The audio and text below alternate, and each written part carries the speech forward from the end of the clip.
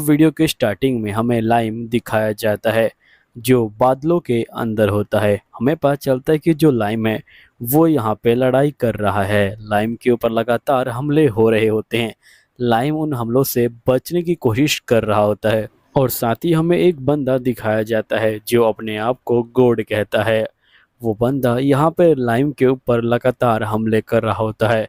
तभी लाइम को एक हमला लग भी जाता है, लेकिन लाइम उस हमले के दर्द को यहाँ पे इंजॉय कर रहा होता है और अपने जितना ब्लड होता है उसे जो है यहाँ पे चाट रहा होता है। ये देख के वो बंदा कहता है कि तुम सही में एक शैतान के बच्चे हो, मुझे नहीं लगता कि तुम्हें जिंदा रहने का कोई हक है।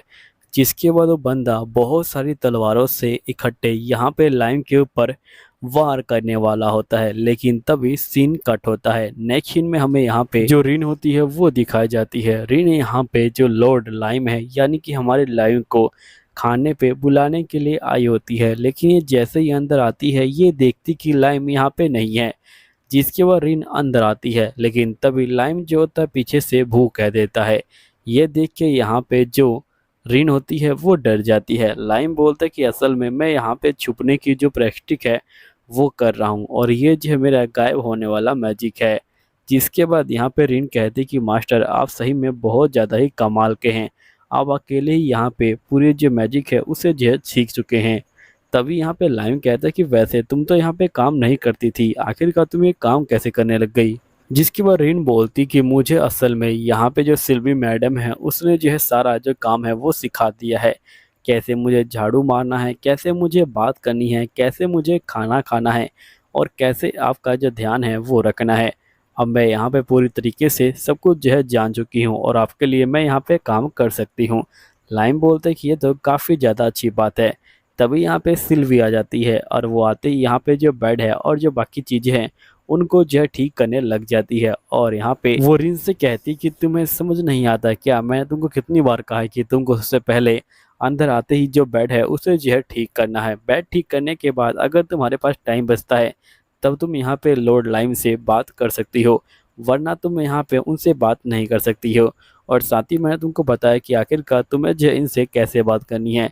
असली मेड वो होती है जो सारा काम ठीक से करे। यहीं पे रिन जो होती है ये सब देख के बहुत ज़्यादा डर जाती है। नेक्स्ट सीन में हमें लाइम दिखाया जाता है जो यहाँ पे जो गैलिया होता है उसके जो जाल है उसके ऊपर जो है कूद रहा होता है और वो कहते हैं कि ये जाल तो बहुत ज़्यादा अच्छा है। तभी बाकी बंदे कहते हैं कि गैलिया हमने कभी सोचा भी नहीं था कि यहाँ पे तुम्हारे जाल का इस तरह से भी इस्तेमाल किया जा सकता है। जिसके बाद गैलिया कहते हैं कि वैसे मैंने भी कभी ये नहीं सोचा था। तभी लाइम यहाँ पे आ जाता है और ये बोलते हैं कि ये काफ़ी अच्छी बात है कि यहाँ पे मेरे पिता ने ये जो महल है ये जो है मेरे हवाले कर दिया है। मुझे यहाँ पे इसकी जो रिपेयरिंग है वो जो है करनी है। असल में ये वही महल है जिसे यहाँ पे लाइम ने ही तोड़ा था पिछले सीज़न में। यहाँ पे लाइम कहता है कि तुम लोगों ने काफ़ी अच्छा काम किया, अब मैं बाकी का काम तुम लोगों पे छोड़ सकता हूँ और यहाँ पे शहर को घूम सकता हूँ। जिसके बाद लाइम कहता है कि ठीक है अब मैं बाहर जा रही हूँ। नेक्स्ट सीन में लाइम जो होता है फिर से यहाँ पे जो है चर्च में आ जाता है। लाइम कहता है कि पूरे 2 साल के बाद मैं यहाँ पे चर्च में आया हूँ। लाइम जो होता है चर्च को देख के बहुत ज़्यादा खुश हो जाता है। जिसके बाद ये लोग चर्च के अंदर जाते हैं। चर्च के अंदर जाते ही यहाँ पे लाइम जो होता है यहाँ पे रिन से पूछता है कि वैसे तुम यहाँ पे क्या कर रही हो। जिसके बाद रिन कहती कि जो सिल्वी है वो बिजी थी इसलिए मैं आ गई। जिसके बाद लाइम अंदर जाता है और वो यहाँ पे एक बंदे से मिलता है। यहाँ पे जो पहला पादरी होता है वो जो होता है लाइम के साथ बड़े प्यार से पेश आता है और ये बोलता है कि गुड मॉर्निंग बच्चा। लेकिन तभी यहाँ पे जो मेन पादरी होता है वो आ जाता है और वो लाइम को देख के बहुत ज़्यादा डर जाता है, जैसे उसने किसी गोश्त को देख लिया हो और वो जो होता है लाइम के ऊपर नमक भी चीटने लग जाता है। तभी उस बंदे की बेटी आ जाती है और ये बोलती कि आपको इस तरह से इस बच्चे के साथ पेश नहीं आना चाहिए, ये बच्चा बहुत ज़्यादा प्यारा है, प्लीज़ इसे यहाँ पे रहने की परमिशन दे दीजिए। जिसके बाद यहाँ पे बहुत रिक्वेस्ट करने के बाद वो पादरी मान जाता है और बोलता है कि ठीक है। फिर नेक्स्ट सीन में हम लाइम को देखते हैं जो यहाँ पे सफाई कर रहा होता है, लेकिन एकदम से लाइम से यहाँ पे जो वास होता है वो टूट जाता है। लाइम फिर वहाँ से जा रहा होता है, तभी यहाँ पे पादरी की बेटी आ जाती है और ये बोलती कि तुमने इसे कैसे तोड़ दिया। जिसके बाद लाइम बोलते कि प्लीज़ मुझे माफ़ कीजिएगा।